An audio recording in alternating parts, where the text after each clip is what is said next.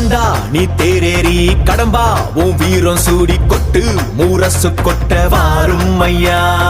ஆறு படகில கோடி பேருல ஆறு முகனேவோ வீரம்.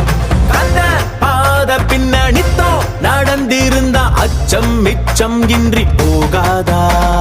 முருக முடிவெடுக்க சிவனோ கேட்டிருக்க வெற்றி வேலனுக்கு ஆரோகரா. கந்தாணி தேரேறி கடம்பாவும் வீரம் சூடி கொட்டு ஊரசு கொட்ட வாரும் ஐயா.